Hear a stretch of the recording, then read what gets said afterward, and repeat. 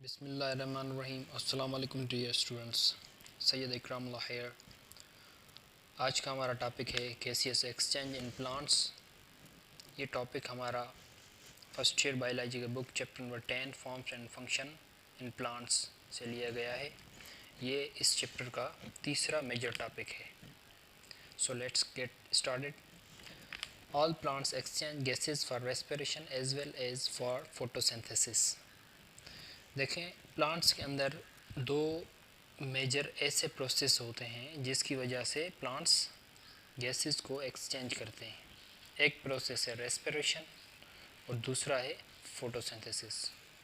दोनों प्रोसेस आप 9th class में पढ़ के आए हैं, लेकिन यहाँ हम डिटेल से उनको डिस्कस करने जा रहे हैं। रेस्पिरेशन के अंदर क्या होता है, सिंपली जो ग्लूकोज फोटोसिंथेसिस के अंदर बनता है उसको तोड़ के उससे एनर्जी ली जाती है। और फोटोसिंथेसिस आपको पता है ये ग्रीन प्लांट्स में होता है, जिसकी वजह से पौधा अपने लिए ग्लूकोज प्रिपेयर करता है, जिसकी वजह से उनको ऑटोट्रॉफ भी कहा जाता है। So the process of respiration occurs constantly day and night in all living sales of plants. Respiration के बारे में ये अहम पॉइंट है कि पौधों के अंदर ये कॉन्स्टेंटली प्रोसेस होता रहता है, day and night 24 hours plants जो है रेस्पिरेशन करते रहते हैं। Oxygen is being continuously absorbed whereas carbon dioxide is liberated. और इस प्रोसेस में क्या होता है, ऑक्सीजन को एब्जॉर्ब किया जाता है और कार्बन डाइऑक्साइड को बाहर रिलीज किया जाता है। फोटोसिंथेसिस में क्या होता है, photosynthesis intake of carbon dioxide take place through the stomata and lenticels. के प्रोसेस में प्लांट्स क्या करते हैं, कार्बन डाइऑक्साइड को अंदर दाखिल करते हैं through the stomata and lenticels. Stomata आपको पता है वो छोटे छोटे सुराख होते हैं जो पौधे के लीव्स में या उसके ग्रीन स्टेम्स जो होते हैं उनके अंदर मौजूद होते हैं। और लेंटिसल्स जो होते हैं, लेंटिसल्स वो पार्ट्स होते हैं जो वुडी स्टेम्स होते हैं। वुडी स्टेम्स आपको पता है एक स्टेम है, इसके जो सरफेस है वो रफ़ होती है। और रफ़ क्यों होती है, क्योंकि ये डेड सेल्स आपस में कॉम्प्लेक्स फॉर्मेशन में जुड़े हुए होते हैं, तो यहाँ से गैसेस को एक्सचेंज करने के लिए कोई स्पेस नहीं होता। तो इन वुडी स्टेम्स पर थोड़ी थोड़ी स्पेसिस पर कुछ ऐसी जो राइजिंग्स होती हैं जिनके अंदर जो सेल्स हैं लूजली पैक्ड होते हैं। लूजली पैक्ड होते हैं, इन्हीं वजह से इन्हीं जगहों से जो है वो क्या करते हैं, गैसेस को एक्सचेंज करते हैं। They are called the lenticels. They are present only in higher plants woody stems. While oxygen is liberated during this process, photosynthesis occur during daytime and the chlorophyll contains cells only. तो इसमें क्या होता है, carbon dioxide अंदर दाखिल करते हैं और ऑक्सीजन को as a byproduct liberate कर देते हैं, बाहर रिलीज कर देते हैं। और फोटोसिंथेसिस जो है डे टाइम होता है, जबकि हमने रेस्पिरेशन के बारे में क्या सीखा कि वो day and night 24 hours plants के सेल्स के अंदर होता रहता है। जबकि photosynthesis as you know from its name, photo means light, synthesis means to prepare. Light माने डे के वक्त सन की जो है वो लाइट ज़रूरी है इनके लिए। और कहाँ पर होगा, एक तो ये टाइम के हिसाब से लिमिटेड हो गए फोटोसिंथेसिस, क्योंकि डे टाइम होता है, नाइट में नहीं होता। दूसरा वो पार्ट्स के हिसाब से भी लिमिटेड हो गए कि क्लोरोफिल कंटेनिंग सेल्स ओनली, सिर्फ प्लांट के उन पार्ट्स में ये फोटोसिंथेसिस होगा जहाँ पर क्लोरोफिल मौजूद होगा। क्लोरोफिल आपको पता है, these are the green pigments present in the chloroplast. Chloroplast के अंदर कुछ हरे कलर के मॉलिक्यूल्स मौजूद होते हैं जो क्या करते हैं, सनलाइट को ट्रैप करते हैं। यही मेजर रोल प्ले करते हैं फोटोसिंथेसिस के लिए। तो ये मेजर डिफरेंस है इनके दरमियान, रेस्पिरेशन और फोटोसिंथेसिस के बीच में, ये आपको जहन में रखने हैं। Gaseous exchange in unicellular organisms and lower plants specially in aquatic ones takes place by diffusion across a moist cell membrane and wet body surfaces respectively. Unicellular organisms मतलब ऐसे ऑर्गेनिजम्स जो एक सेल से बने होते हैं। इनकी अगर एग्जांपल लें, फॉर एग्जांपल आप अल्जी या लोअर प्लांट्स, वो छोटे छोटे प्लांट्स जो हर्ब्स वगैरह हो जाते हैं, जिनका वुडी स्टेम नहीं होता, जूसी स्टेम होता है, फ्लेक्सिबल होता है और उनकी हाइट भी ज़्यादा नहीं होती। या ख़ास करके इनके अंदर ये एक्वेटिक प्लांट्स आ जाते हैं। एक्वेटिक आपको पता है पानी के अंदर ही मौजूद होते हैं, और पानी की डेप्थ कितनी होती है, तो उसके अंदर जो है डिफ्यूजन का प्रोसेस होता है, जिसकी वजह से वो क्या करते हैं, गैसेस को एक्सचेंज करते हैं। और जो यूनिसेलुलर ऑर्गेनिजम्स होते हैं वो अपनी मॉइस्ट सेल मेम्ब्रेन के थ्रू जो है डिफ्यूजन करते हैं। और जो लोअर प्लांट्स है वो क्या करते हैं, अपनी वेट बॉडी सरफेस से गैसेस को एक्सचेंज करते हैं। Surface area in such organisms is greater than their volume, so diffusion alone is sufficient for the transport of gases from surface cells to inner ones. ये main point है यहाँ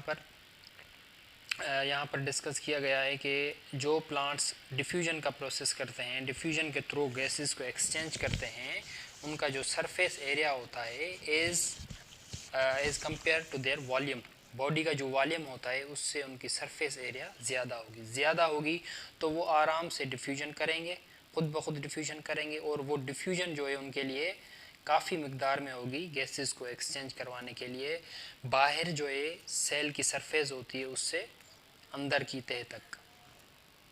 तो diffusion कैसे होती है, आपको डिफ्यूजन की जो है वो डेफिनेशन पता है कि this is the transportation of the object from the higher region to the lower region. In plants gas exchange occur by the entire surface of leaves present inside the leaves. ये था lower plants के बारे में। लेकिन जो higher land plants है, बड़े बड़े वाले पौधे होते हैं, वुडी प्लांट्स होते हैं, उनमें गैसेस एक्सचेंज जो होती है entire surface of the cells present inside the leaves, leaves के अंदर। ये देखें, ख़ास लीव्स को कह रहा है, पूरी बॉडी को नहीं कह रहा है। लीव्स के थ्रू जो है, या कुछ ऐसे पार्ट्स हैं जो गैसेस एक्सचेंज के लिए स्पेशल होते हैं, सिर्फ उनके सेल्स जो हैं वो गैस को एक्सचेंज कर सकते हैं, बाकी इनकी पूरी बॉडी गैस को एक्सचेंज नहीं कर सकती।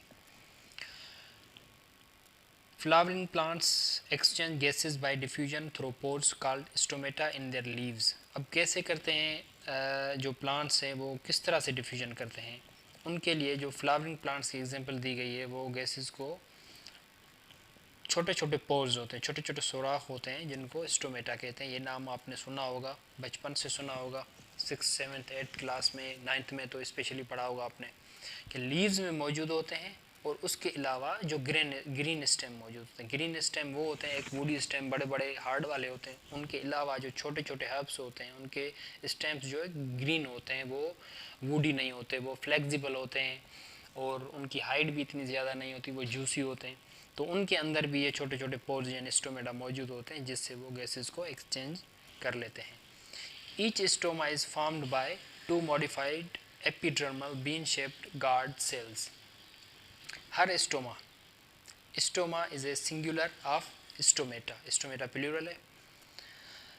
हर एक स्टोमा जो है वो बना होता है 2 एपिडर्मल सेल्स से।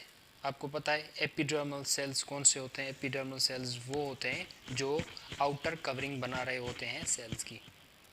एपिडर्मल सेल्स जो हैं लेकिन थोड़े मॉडिफाइड होते हैं, दूसरे जो एपिडर्मल सेल्स होते हैं उनसे थोड़े डिफरेंट होते हैं। कैसे मॉडिफाइड होते हैं? वो बीन शेप्ड होते हैं, मतलब इस तरह की कुछ उनकी शक्ल होती है, जैसे हमारी किडनी होती है, किडनी की भी ऐसी शक्ल होती है, बीन शेप्ड होती है। तो ये जो सेल्स हैं एपिडर्मल सेल्स, स्टोमेटा जिनसे बना होता है, तो ये भी कुछ इस तरह से होते हैं।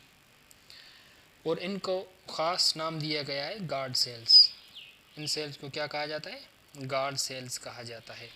इस तरह से मतलब ये बीन शेप्ड जो है कुछ इस तरह से स्टोमेटा जो है बना होता है। 2 सेल्स ऐसे बने होते हैं, ये ओपनिंग होती है जहाँ से वो क्या करते हैं, गैसेस को एक्सचेंज करवाते हैं। Unlike other epidermal cells, guard cells bear chloroplast with thicker inner and thinner outer walls. Unlike other epidermal cells मतलब इसकी जो कवरिंग है, कवरिंग के ऊपर जो एपिडर्मल सेल्स हैं उनसे अलग होकर जो स्टोमेटा के सेल्स हैं यानी गार्ड सेल्स हैं उनके अंदर क्लोरोप्लास्ट होता है। मतलब जैसे हमने कहा कि ये मॉडिफाइड एपिडर्मल सेल्स हैं, तो इनके दरमियान एक तो ये शेप चेंज होता है, बीन शेप्ड होते हैं। दूसरी मेन चीज़ इसके अंदर क्या होती है, क्लोरोप्लास्ट होती है, और उसके अंदर जो है उसकी इनर साइड जो होती है वो थिकर होती है और आउटर साइड जो होती है उसकी वाल्स की वो थिनर होती है। ये इसकी आउटर साइड है, ये थिनर होती है, और ये जो इनर है, इनर साइड है इनकी सेल्स की, ये थोड़ी थिकर होती है, मोटी होती है, क्योंकि इनको ज़्यादा एक्सपेंड नहीं होना होता। ये वाली बाहर वाली जो वॉल है इसकी, ये थिनर इसलिए होती है, इसको ज़्यादा एक्सपेंड होता है जब ये टर्जिटरी करते थे या जब ये ओपनिंग और क्लोजिंग करते हैं।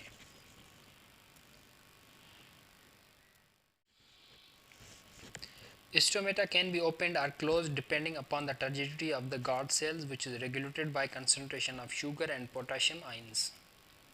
अब ये कैसे ओपन होते हैं और क्लोज होते हैं, इसकी वजह ये है कि उन गार्ड सेल्स के अंदर टर्जिडिटी होती है। टर्जिडिटी डू यू नो, ये क्या होता है, वाटर प्रेशर होता है। उन सेल्स के अंदर वाटर का प्रेशर जब ज़्यादा होता है यानी टर्जिडिटी जब ज़्यादा होती है तो वो एक्सपेंड हो जाते हैं। एक्सपेंड होने के बाद क्या होता है, उनके अंदर वो पोर्स खुल जाते हैं, और रात के वक्त क्या होता है, उनकी टर्जिडिटी कम हो जाती है, यानी वाटर प्रेशर उनका कम होता है, इस वजह से वो रिलैक्स हो जाते हैं और उनकी ओपनिंग जो है वो बंद हो जाती है। तो इनका रीज़न जो है, इनका जो मैकेनिज़्म है ओपनिंग और क्लोजिंग का, वो डिपेंड करता है गार्ड सेल की टर्जिडिटी पे।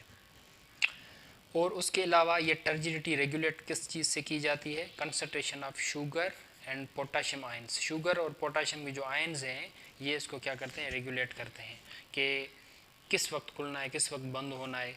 ये सारी चीज़ें इनकी वजह से होती हैं। Stomata regulate the passage of carbon dioxide, oxygen and water as well as concentration of sugar and potassium across the surface of the leaf. ये यहाँ पर इसका फंक्शन डिस्कस किया गया है स्टोमेटा का। ये मेजर फंक्शन स्टोमेटा का ये है, अगर आपसे कोई पूछे तो स्टोमेटा क्या करते हैं, रेगुलेट करते हैं कार्बन डाइऑक्साइड, ऑक्सीजन, वाटर और उसके अलावा शुगर और पोटाशियम की मिकदार के लीफ की जो सरफेस है उससे इनर सेल्स तक कितनी ऑक्सीजन, कार्बन डाइऑक्साइड, वाटर या शुगर और पोटाशियम की कितनी मिकदार है उसके अंदर दाखिल हो और कितनी मिकदार जो है उसको बाहर रिलीज़ करना है, ये सारा प्रोसेस आ जाता है स्टोमेटा के हवाले। लीव्स के बारे में क्या है, leaves are the main sites of the gaseous exchange. Gaseous exchange के लिए मेन जो पार्ट होते हैं प्लांट के अंदर ये लीव्स होते हैं। There are two types of leaf, monofacial and bifacial. Leaves के अंदर दो मेजर पार्ट्स आपको मिलेंगे, मीन्स टाइप्स मिलेंगे आपको। एक मोनोफेशियल होते हैं, बाईफेशियल। मोनो माने सिंगल, बाय माने डबल। तो मोनोफेशियल में क्या होता है, मोनोफेशियल में ये होता है कि जो पत्ता होता है उसकी डार्सल और वेंट्रल जो सरफेसेस होती हैं वो सेम होती हैं। और बाईफेशियल में क्या होता है, बाईफेशियल में जो है पत्ते की डॉर्सल और वेंट्रल जो सरफेसेस होती हैं वो डिफरेंट होती हैं। In bifacial leaves, the upper region of leaf consists of an upper epidermis covered with thick cuticle and epidermis containing less number of stomata. अब बाईफेशियल के बारे में कह रहा है, जो लीव्स की बाईफेशियल लीव्स हैं उनकी जो अपर रीजन है यानी उसका ऊपर वाला जो हिस्सा होता है वो अपर एपिड्रम्स, उसके अंदर जैसे एपिड्रम्स के बारे में हमने अभी पढ़ा कि भाई ये क्या है, ये आउटर कवरिंग के लिए यूज़ होते हैं एपिड्रम सेल्स। तो अपर एपिड्रम्स मौजूद होते हैं, वो कवर्ड होते हैं किससे, विथ थिक क्यूटिकल एंड एपिड्रम्स।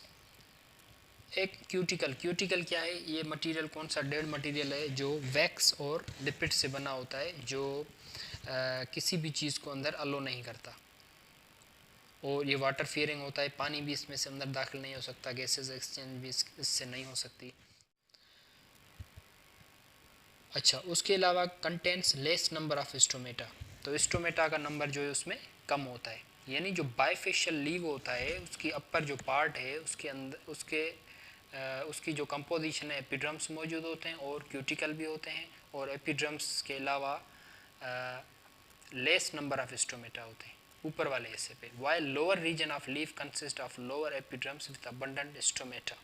देखें कि इसकी जो लोअर रीजन है बाइफेशियल लीफ की, उसके अंदर एपिड्रम्स भी कम है, lower epidermis with abundant stomata, लेकिन स्टोमेटा इसके अंदर ज़्यादा होते हैं। आमतौर पे आप यही पढ़ के आए हैं कि भाई पौधे के पत्ते के निचले हिस्से में जो स्टोमेटा मौजूद होते हैं, ठीक है, तो ज़्यादा मिकदार में नीचे वाले हिस्से में होते हैं।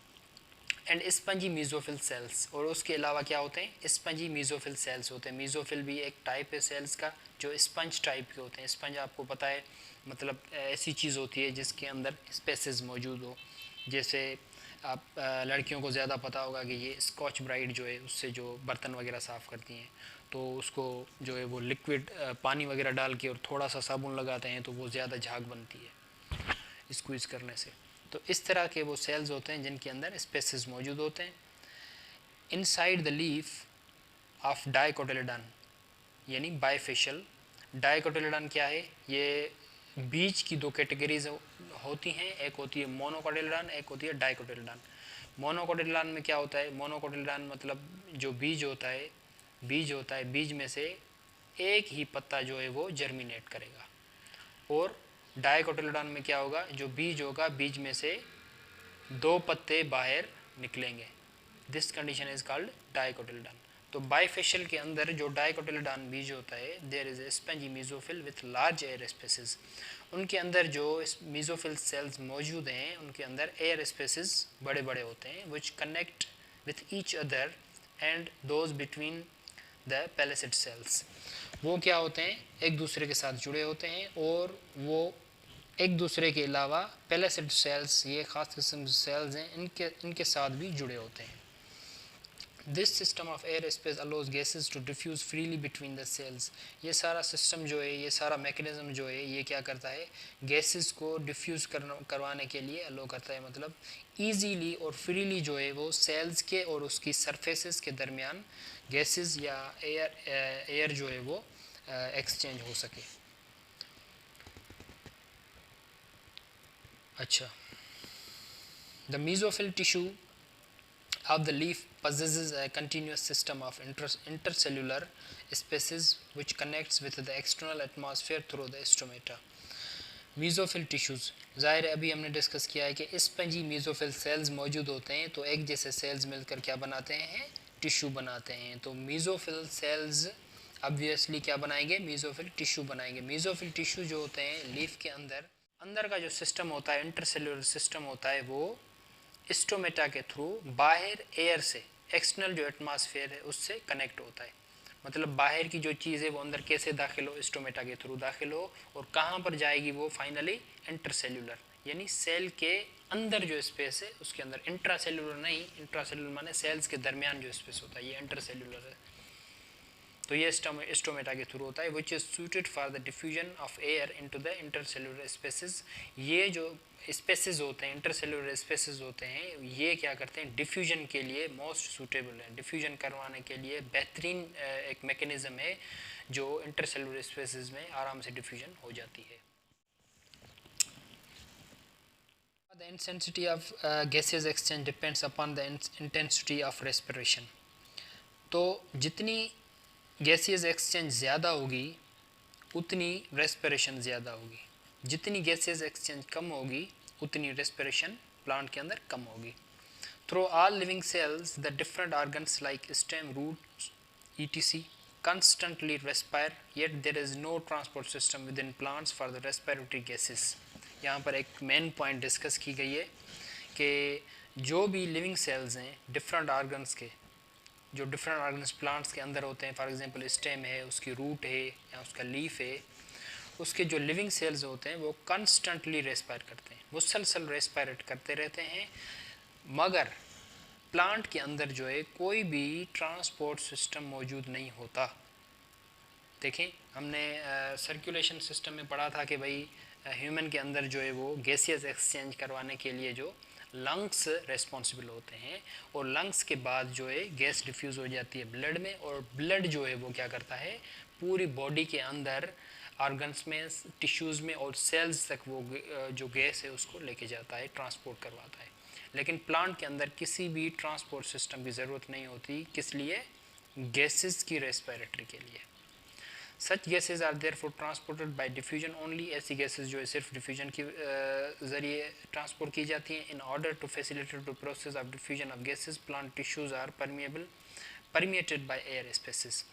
अब ऐसी गैसेज की डिफ्यूजन को ईजी करने के लिए, फैसिलिटेट करने के लिए प्लांट टिश्यू के अंदर एयर स्पेसेस मौजूद होते हैं जो परमिएटेड होते हैं, यानी वो क्या करते हैं, अलो करते हैं गैसेस को कि वो आराम से उनके अंदर सेल्स के अंदर दाखिल हो जाए.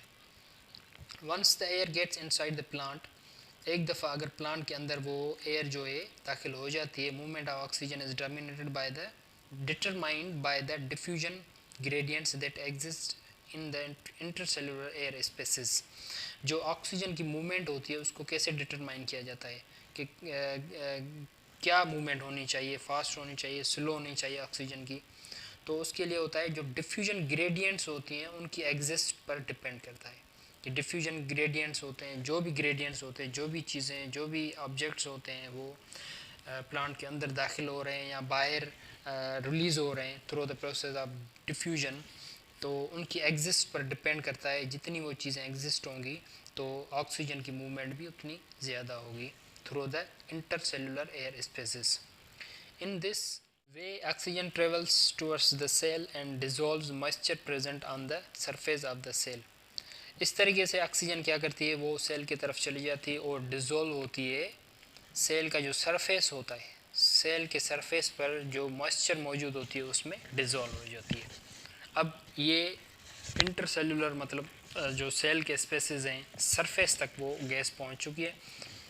From here oxygen passes by diffusion into the cells themselves. अब यहाँ से क्या होगा, ऑक्सीजन वो अंदर दाखिल होगी through the process of diffusion, cells के अंदर दाखिल हो जाएगी. Carbon dioxide leaves the plant by the same pathway but in the reverse direction. और कार्बन डाइऑक्साइड जो है बिल्कुल ऑक्सीजन के उल्टे डायरेक्शन में, उसी पाथवे से, जिस पाथवे से ऑक्सीजन अंदर दाखिल हुई है उसी पाथवे से बाहर रिलीज हो जाएगी. The whole situation becomes more complex in the photosynthesising parts. ये सारी सिचुएशन जो है थोड़ी कॉम्प्लेक्स हो जाती है. कहाँ पर? सिर्फ फोटोसिंथेसाइजिंग पार्ट्स पर. क्योंकि हम पढ़ के आए हैं कि डे के वक्त पे at a time plants photosynthesis भी करता है और रेस्पिरेशन भी करता है. तो इस वजह से जो फोटोसिंथेसाइजिंग पार्ट्स होते हैं उनके लिए ये सिचुएशन जो है थोड़ी गैसेस एक्सचेंज की, मतलब ऑक्सीजन को अंदर दाखिल करना या कार्बन डाइऑक्साइड को बाहर रिलीज करना, ये थोड़ी कॉम्प्लेक्स हो जाती है. Air oxygen is also produced by the chloroplast as a waste product of a photosynthesis. Photosynthesis में क्या होता है, जो ऑक्सीजन होती है वेस्ट प्रोडक्ट के तौर पर बनाई जाती है, प्रिपेयर की जाती है बाय द क्लोरोप्लास्ट. क्लोरोप्लास्ट आपको पता है मेन पार्ट होते हैं फोटोसिंथेसिस करने के लिए.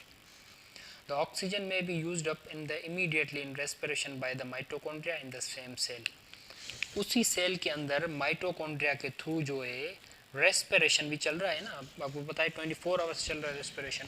तो जो ऑक्सीजन फोटोसिंथेसिस ने वेस्ट प्रोडक्ट करके बनाई है, वो ही ऑक्सीजन जो है माइटोकॉन्ड्रिया जो है उसी सेल के अंदर रेस्पिरेशन के प्रोसेस के लिए यूज़ कर सकता है.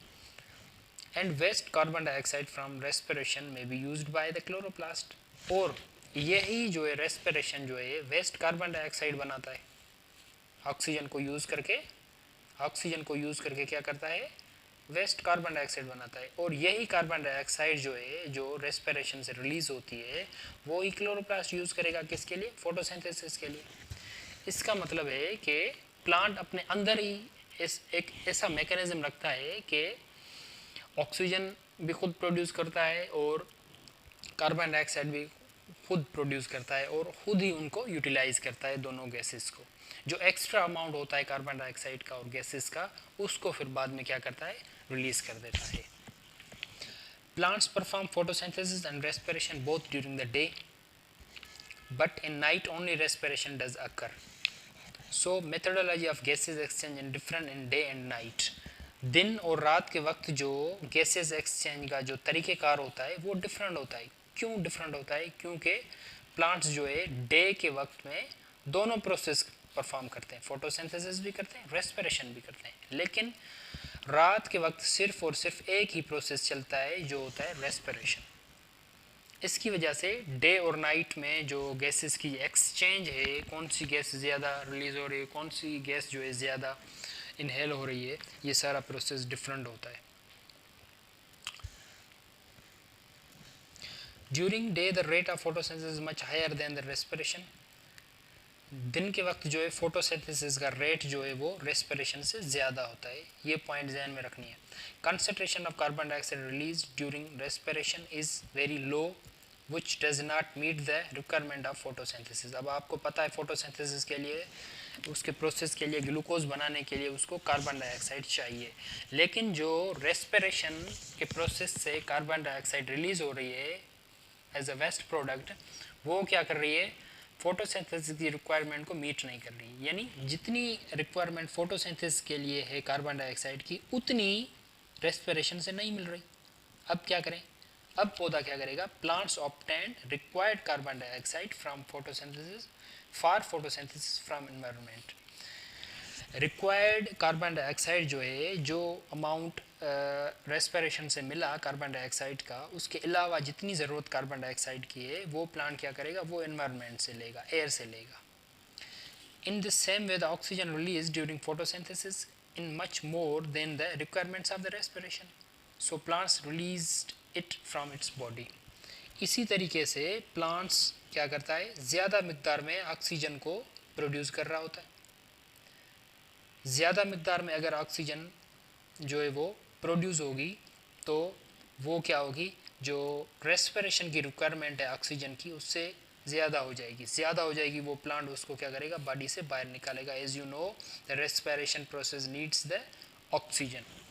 ठीक है, तो दिन के वक्त रेस्पिरेशन कम होती है तो उसको दिन के वक्त ऑक्सीजन कम चाहिए, तो जितनी फोटोसिंथेसिस प्रोड्यूस कर रहा है उसका थोड़ा मिकदार रेस्पिरेशन यूज़ कर रहा है, बाकी का मिकदार जो है वो प्लांट बॉडी से बाहर रिलीज़ कर देता है। At night plants absorb oxygen and release carbon dioxide. रात के वक्त क्या होता है, पौधा बिल्कुल दिन के वक्त के हिसाब से उलट करते हैं।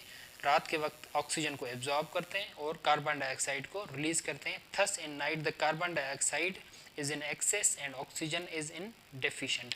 इसी वजह से रात के वक्त में क्या होता है, ऑक्सीजन जो होती है, कार्बन डाइऑक्साइड जो होती है वो ज़्यादा मिकदार में होती है और ऑक्सीजन जो होती है वो कम मिकदार में होती है। तो आपने सुना होगा कि पुराने वक्त के जो लोग हैं वो कहते हैं कि भाई दरख्त के नीचे नहीं सो, ये हो जाएगा, वो हो जाएगा, भूत लग जाएगा, ये असर हो जाएगा। ऐसा वैसा कुछ भी नहीं है। होता ये है कि रात के वक्त जो है वो पौधा ज़्यादा मिकदार में कार्बन डाइऑक्साइड को रिलीज़ करता है, इसी वजह से ऑक्सीजन की डेफिशिएंट हो जाती है। तो पौधे के नीचे सोने की वजह से क्या होता है, जैसे कि हमें ऑक्सीजन की नीड होती है, तो ऑक्सीजन डेफिशिएंट होगी तो हमें सांस लेने में प्रॉब्लम होगी, उस वजह से तबीयत ख़राब हो सकती है। बाकी ऐसा वैसा वहम कुछ भी नहीं है। The plants which growing in well water conditions is diurnal stomatal rhythm is observed. Stomata are open in day, closed in night. अब स्टोमेटा का दिन के वक्त में ओपन होना और रात के वक्त में क्लोज होना, ये दो कंडीशंस हैं जिसको कहते हैं डायर्नल स्टोमेटल रिदम। यानी दो तरीक़ों से स्टोमेटा क्या करता है, अपने रिदम के हिसाब से कभी बंद हो रहा है, कभी खुल रहा है। ये कहाँ पर होता है, जहाँ पर वाटर की कंडीशन अच्छी हो, पानी की मिकदार सही हो पौधे के लिए, मतलब जितनी उसको रिक्वायरमेंट है वो पूरी हो रही है, तो वहाँ पर क्या करेगा, अच्छे तरीके से ग्रो करेगा। The factors which influence the opening and closing of stomata are light, concentration of potassium ions and concentration of carbon dioxide in the air. जो इनकी ओपनिंग और क्लोजिंग है स्टोमेटा की, उस पर कौन सी चीज़ जो है असरअंदाज होती है, तो ये लाइट होती है। अगर ज़्यादा लाइट हो तो भी स्टोमेटा की क्लोजिंग ओपनिंग का जो रेट है, जो रिदम है, उस पर फ़र्क हो सकता है। कंसनट्रेशन ऑफ पोटाशियम या कंसनट्रेशन ऑफ कार्बन डाइऑक्साइड और पोटाशियम की ज़्यादा मिकदार की वजह से भी इन पर असर हो सकता है। Stomata are sensitive to carbon dioxide concentration in the surrounding air. अपने इर्द गिर्द जो एयर है उसमें अगर ज़्यादा मिकदार में कार्बन डाइऑक्साइड हो जाएगी, तभी भी स्टोमेटा की ओपनिंग और क्लोजिंग यानी जो उसकी एक्टिविटी है उस पर फ़र्क पड़ सकता है। So this was all about the gaseous exchange in plants. और अगला जो हमारा टॉपिक होगा ट्रांसपोर्ट एंड प्लांट्स होगा। इंशाल्लाह नेक्स्ट लेक्चर में हम मिलते हैं। थैंक यू, अल्लाह हाफिज़।